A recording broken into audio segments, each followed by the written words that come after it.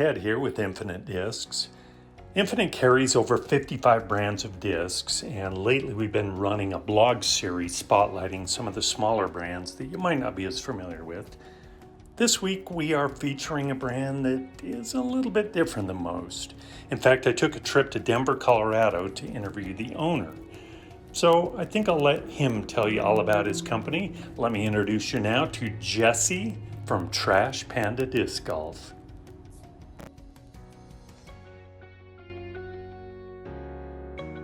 Yeah, so Trash Panda was kind of started with the whole intention of growing the sport sustainably. The idea was to take disc golf and sustainability, two things that I loved, and bring them together. And the way I really started thinking about it was through a recycled disc. I've been playing for 12 years now, and I've always thought that someone should make a disc out of plastics that commonly end up in landfills, and it wasn't happening. So eventually I was like, all right, I'll be the one to do it, so let's do it. The ultimate goal with Trash Panda is to grow the sport sustainably, and that's ultimately vague because it could change over time. Right now that looks like me making discs out of recycled plastics, but it might just be me inspiring people to pick up trash while they play disc golf, or to use a reusable water bottle while they're on the course. Ultimately, I'm just trying to mesh sustainability in disc golf, and I'm willing to go wherever that takes me. One of the things I think about often is what is the cost of playing disc golf if future generations won't be able to enjoy the sport too? So for me, sustainability is really important to the enjoyment of disc golf, and I want to see us not only playing outside and doing something we love, but leaving the earth better than we found it too.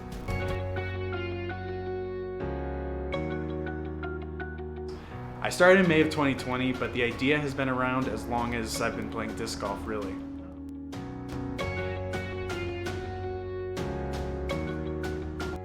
So I'm from Auburn, California originally. That's where I grew up, and that's where I started playing disc golf. And I grew up with a dad who always made things. So I grew up with, if something was broken, we fixed it. We learned how if we didn't know how. And so when the idea for, hey, let's make a recycled disc came about, it was all about, I love disc golf, I love sustainability, I love making things, and the things I don't know how to do, I can learn. So that's kind of where it all came from.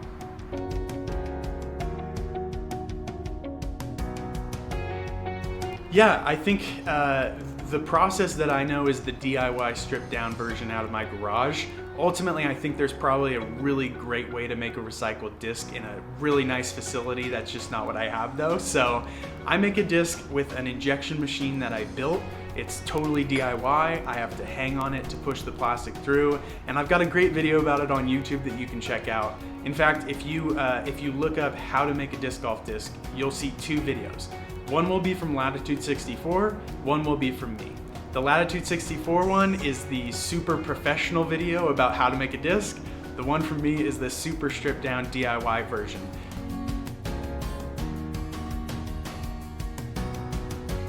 The first successful disc.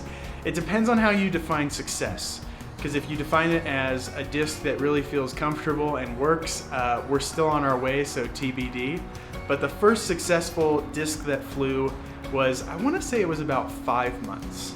And it was, okay, let's make an injection machine.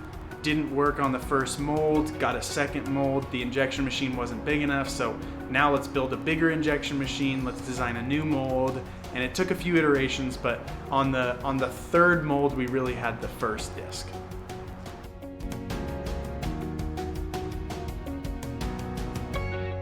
So I have to say that I'm a complete beginner when it comes to plastics. I'm learning a ton, and most of my subscriber base honestly knows way more than I do. The reality is I got into Trash Panda with a lot of naivete. I was so naive getting into it, and I'm very happy I was, because otherwise I wouldn't have started. Plastics are a crazy world, and I thought I understood them getting into it, and I really didn't. Disc golf plastics are one thing, but to keep it simple, I'll talk about the plastics that I'm really trying to recycle here at Trash Panda, which are the most commonly produced plastics globally. Those would fall under the categories of the numbers that you see on the bottom of containers and stuff like that. And there are two different types of plastics, thermosets and thermoplastics. Thermosets cannot be recycled while thermoplastics can. Here I'm trying to recycle the most commonly produced plastics. And so that would be what you see on the bottom of containers, numbers 1 through 7. And those are really the types of things that are ending up in landfills. The reality is there's thousands of different types of plastics, but even the one type of plastic, say high density polyethylene, there's different types of high density polyethylene too. So it really gets convoluted and it's a crazy world that I'm not sure I totally understand quite yet. And that's for all of the plastics that I'm trying to recycle.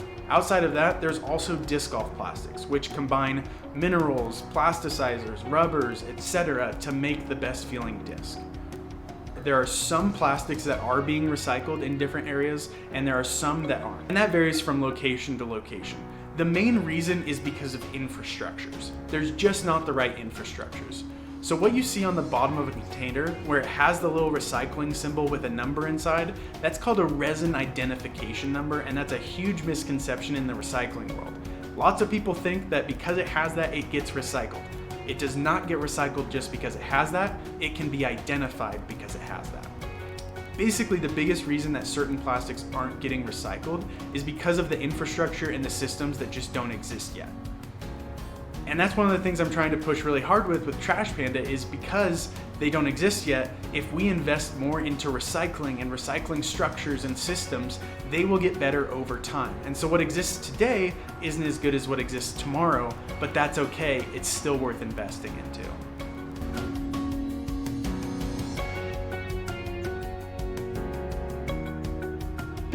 The question that everybody asks me, I will say soon.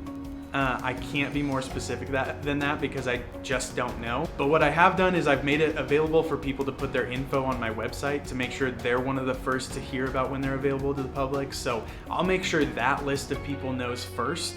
Otherwise, my YouTube channel is super close to where I'm at actually in real life. And so if you're looking at that, that's as close as I am, and it's gonna take me some time still.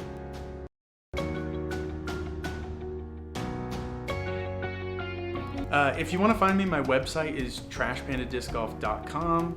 My Instagram is Trash Panda Disc Golf, and my YouTube is Trash Panda Disc Golf. So I tried to keep it pretty seamless across the board. And if you Google Trash Panda Disc Golf, you'll either find me or this video.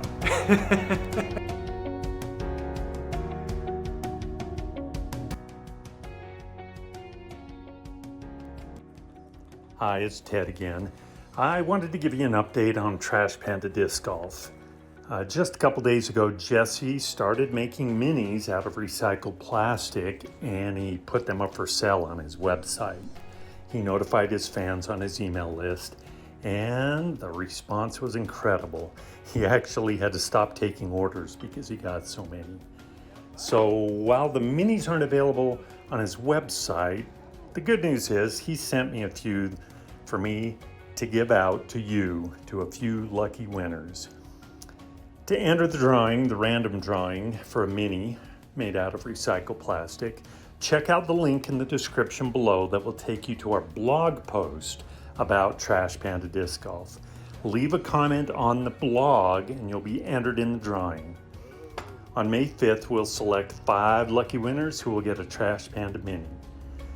So, check out all the links below, support Trash Panda Disc Golf, comment on our blog, and throw what you love.